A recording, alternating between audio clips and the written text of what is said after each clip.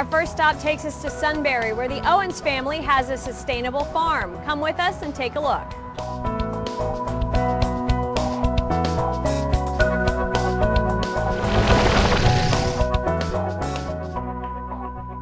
Owens Farm began in New Hampshire when David and Caroline Owens became concerned about the long-term health effects of industrialized meats. Before we had kids, after we were married, we just started raising our own food. We wanted to know what we were eating. They started small, raising animals on 13 acres in New Hampshire, avoiding the use of chemicals and growth stimulants. Over time, however, demand for their product grew. We just started out to raise sheep. That was always our main interest. And we got a couple of pigs and some chickens. We were just doing it for ourselves. And what was, looking back, what was happening was that the local food movement had begun. We just didn't know it. All we knew was that our neighbors were saying, could you raise a few for me? Could you raise a few for me? Eventually, their business outgrew their acreage, and the search for the perfect location brought them to a spot on 112 acres in Sunbury. On a blustery day in early May, Caroline, David, and their son Kevin took me on a tour of their farm. We do rotational grazing, so between the grazing and the haying, we use up a lot of land. The farm is home to horses, 3 cows, sheep, pigs, and chickens. All of the livestock are grass-fed, which means that much of their food intake is from grazing. There is a science behind rotating the animals around the farm. With the help of her BlackBerry and a large map of the farm in the house, Caroline can keep track of the rotation. The important thing about that is I can look at that map and I can see when the sheep were last on the field. And that's important because if I can let 70 days go by before I bring the sheep back, a lot of the parasite eggs, the worm eggs, will die. Oh, okay. So if I can graze horses and cows in between sheep, or wait a couple of months before I go back with the sheep, they'll have less of a worm load. Wow. So it is kind of a big jigsaw puzzle. What we're going to do now, the sheep at the moment, because they move around like nomads, they're in that pasture and we're going to go up and move them.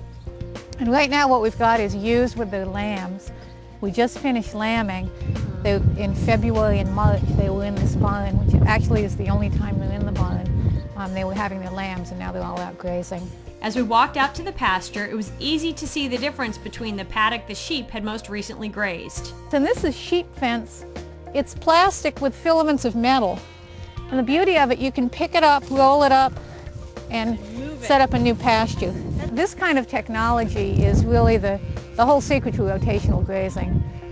You really couldn't do that until portable fencing was invented. While modern technology keeps the sheep penned in, the Owens use an old school method for moving them from one pasture to another.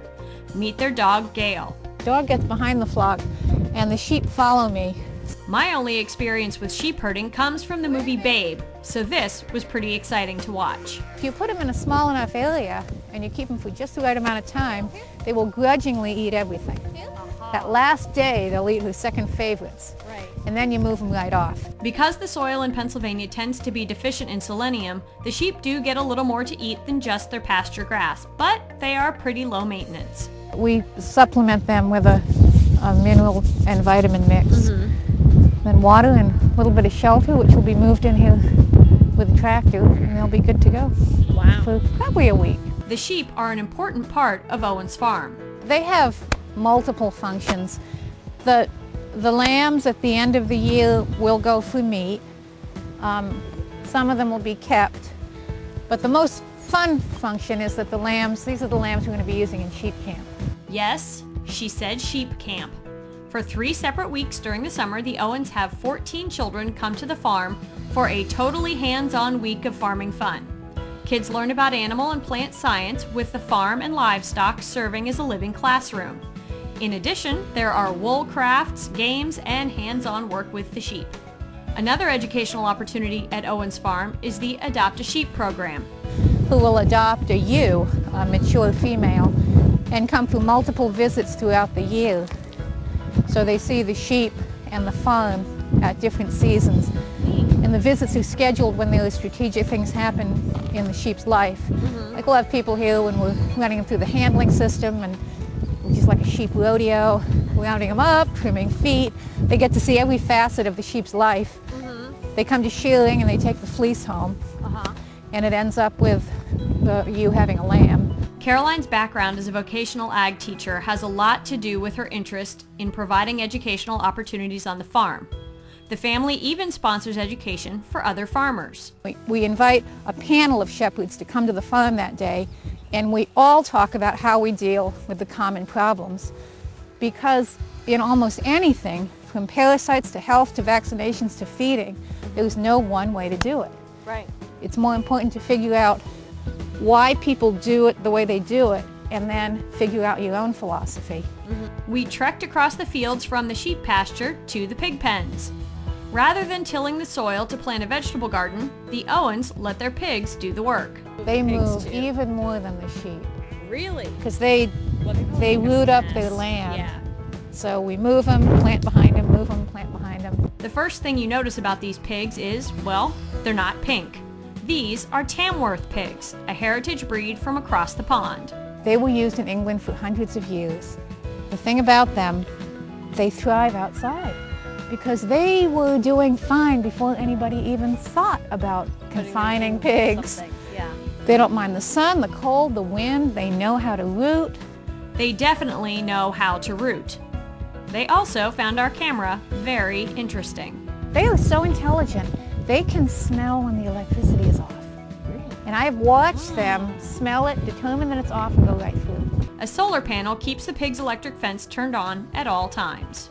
There are actually 3 pens for the pigs. One holds the hog, who couldn't be bothered to interrupt his afternoon nap for our visit. The next pen is for the sow and her new piglets, which are 2 weeks old. These guys in the third pen will be sold for meat. The industrial hogs, they are bred to be lean, have almost no body fat, because the industry feels that that's what the consumer wants. Right.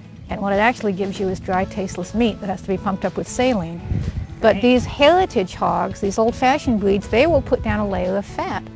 So the meat is actually flavorful and delicious. On June 23rd, Owens Farm is teaming up with Emma's Food for Life in Selinsgrove for a Tamworth pork tasting.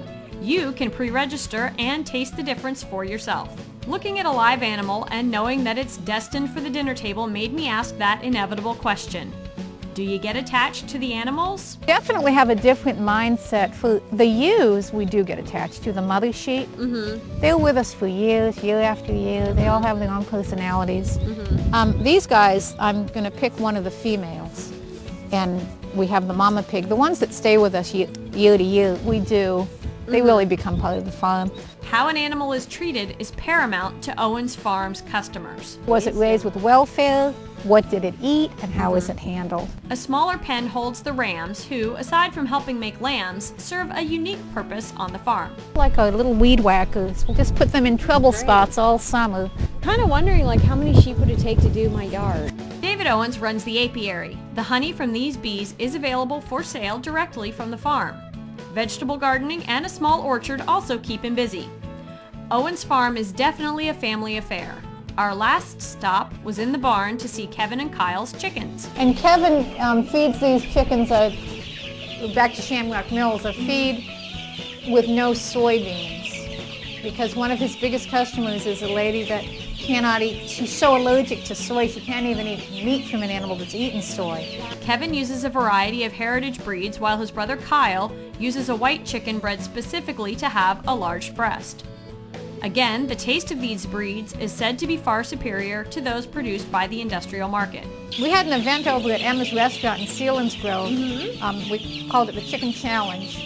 And we compared the white ones with the store-bought ones and the heritage ones, and Emma whipped up all of these wonderful traditional chicken recipes. Their sister Melissa kept a white chicken as a pet from last year's batch. She's a big girl. It's a very odd gaze. Yes. It's because of the breast meat. They Oh, bred really? these chickens to have They're big not meant breasts. to- Just like the other livestock, the boys will be keeping the chickens outside to feast on grass and bugs. We're going to use electrified netting, just with small squares for the chickens.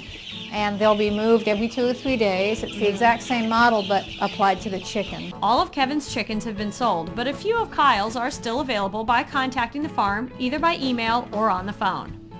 Owens Farm offers farm tours for groups of all ages. I highly recommend scheduling a visit. It's a fantastic experience. If you would like more information about the Owens Farm and their educational programs, visit their website, Owensfarm.com.